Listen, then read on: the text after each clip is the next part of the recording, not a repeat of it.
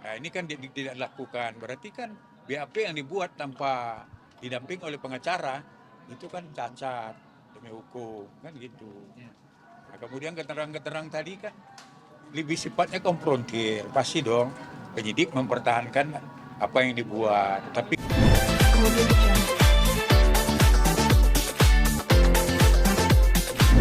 yang paling berperan di situ adalah kanitnya, yang mulia.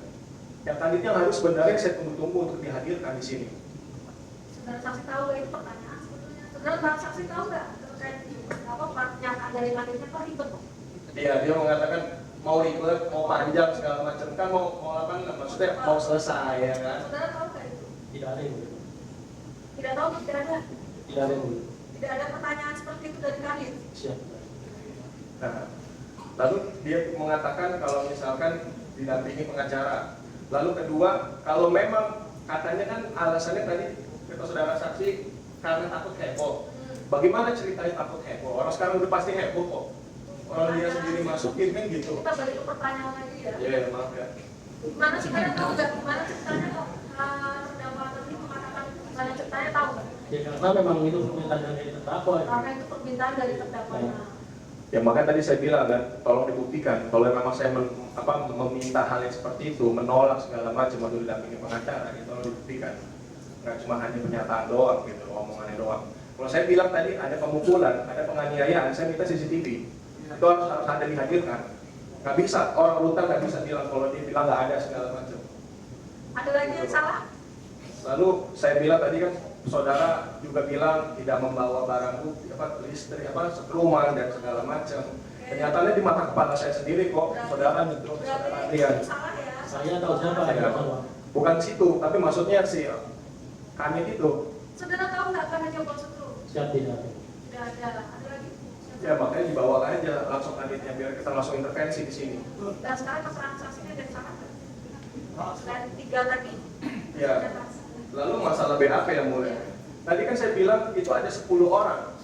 Kenyataannya dari situ ada Jaya. Lalu kenapa Jaya tidak di BAP? Padahal saya sudah mengatakan itu Jaya gitu. Pertanyaan lagi. Kenapa dia tidak di BAP? Saudara tahu? Siap, saya tidak tahu. Tapi saudara tahu kan ada Jaya di situ? Tidak ada. Saksi. Oke. Ada lagi yang salah? Interpretasi dari Mas. Lalu yang pertanyaannya juga ini tanda tangan. Nah, saudara memang memberikan BAP setelah dibikin. Lalu itu tanda tangan, memang tanda tangan saya. Namun saya tidak membaca karena saudara yang memaksa dari kanitnya untuk udah tinggal tanda tangan doang. Berarti itu salah ya? Itu salah yang mulia. Kata saudara. Karena saya tidak pernah memarah. Ya, kata saudara tadi kan diserahkan ke terdakwa 6 untuk dibaca dan diparah. Tapi kata terdakwa 6 tidak dibaca dan tidak diparah. Iya. Waktu Pak Bambang juga, maaf yang mulia. Waktu Pak Bambang juga waktu siang itu, waktu itu dia langsung menyodorkan untuk tanda tangan. Saya langsung tanda tangan di situ. Saudara tetap pada keterangannya ya, itu paraf dari terdakwa 6 gitu ya. Siap. Dan sudah disodorkan untuk dibaca ya. Siap. Ada lagi? Pak, ini yang saudara siapa? Malu.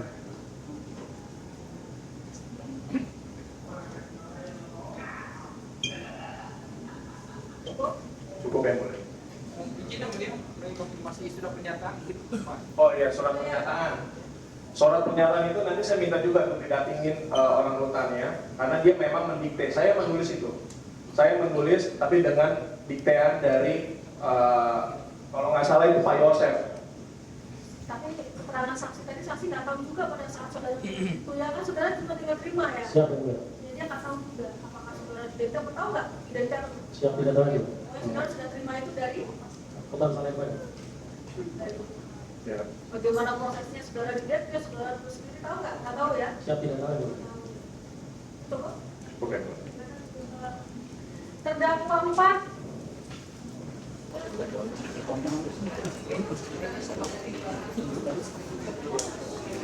Iya. Mama.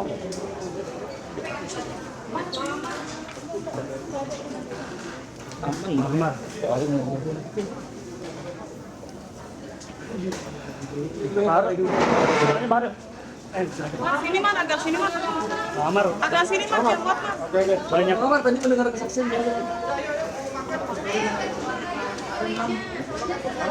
Amar banyak disalah matikan Bang Amar.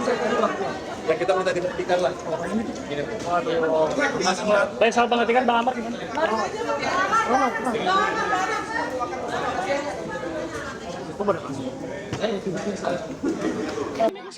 Itu duit, aduh Yuda. Nih, Bu Dokter biar sekalian jalan ini kan.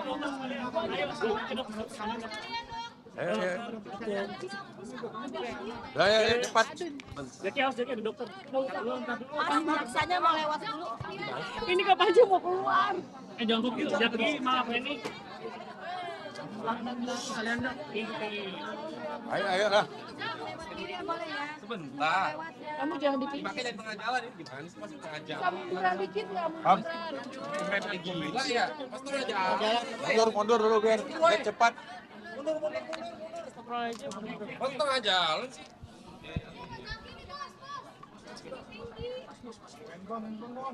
Sorry, entar dulu, Bang. Bang, entar dulu.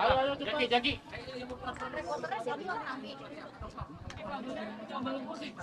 Ayo buruan mau makan. Ayo, ini mau makan. Waktu juga sedikit. Bang gimana bang tadi dengan saksi? Banyak gak taunya, banyak lupanya. Gimana? Ya, Ada yang salah ketik juga bang? Aduh.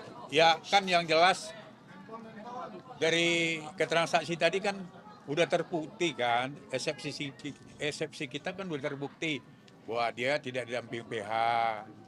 Nah itu kan ya sesuai dengan jurisprudensi, sesuai dengan KUHP juga kan dia wajib didampingi. Nah ini kan tidak dilakukan, berarti kan BAP yang dibuat tanpa didampingi oleh pengacara itu kan cacat demi hukum kan gitu. Nah, kemudian keterangan tadi kan lebih sifatnya konfrontir, pasti dong penyidik mempertahankan apa yang dibuat, tapi kan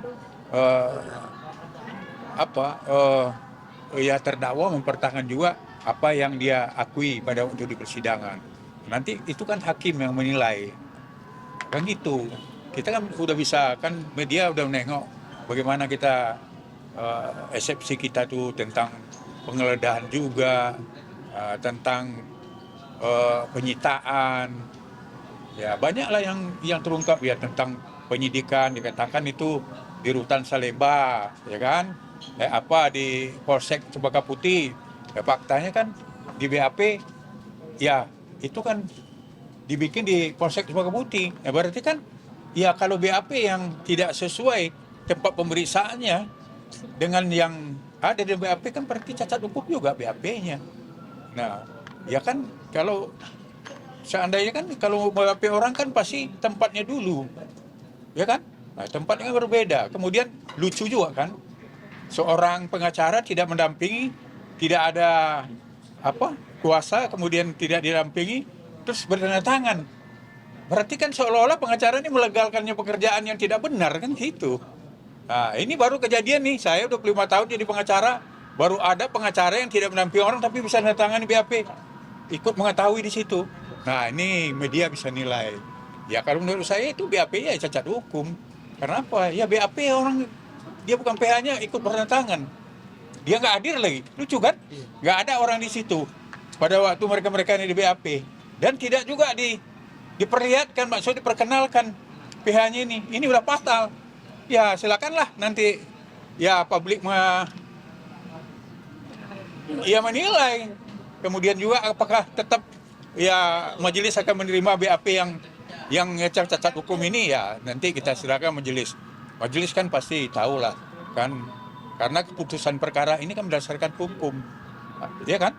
Nah di hukum udah jelas di KUHP mengatakan kalau BAP yang dibuat tidak didampingi pengacara yang ancam hukum di atas 5 tahun kan batal demi hukum, ada jurisprudensinya juga dan ada keputusan MK juga. Oke? Saksi bilang nggak ada pemeriksaan, nggak ada penyiksaan dan penyentruman itu gimana mungkin Bang? Ya nggak mungkin lah, ini kan udah aku bilang. Namanya biasa dalam konfrontir pasti saling tidak mengakui, itu udah pasti. Ya kan Amar tetap dengan dan kawan-kawan tetap dengan pengakuan dia yang waktu persidangan semalam, ya polisi kan tetap juga dengan itu udah biasa dalam konfrontir. Oke. Oke. Hah? Ya salah ketik mana lucu kan ini dokumen loh. Ini dokumen untuk nasib orang, masa kalau salah ketik. Nah disinilah nampak tidak keprofesionalan penyidik dalam melakukan BAP ini, dan ada kesan juga kita tengok kenapa kasus ini sampai sekian bulan baru nyampe. Ini kan ada semacam kesan ya indikasinya. Ya ada indikasi yang menurut saya yang terungkap oleh para terdakwa. Settingan gitu ya. Ya saya mengatakan, mungkin media yang mengatakan itu. Oke. Kata lain tim penyidik bisa dikatakan Hah? berbohong atau gimana, Bang? Hah? Saksi penyidik hari ini dikatakan berbohong atau gimana, Bang? Oh saya tidak mengatakan berbohong. Audio Jungle.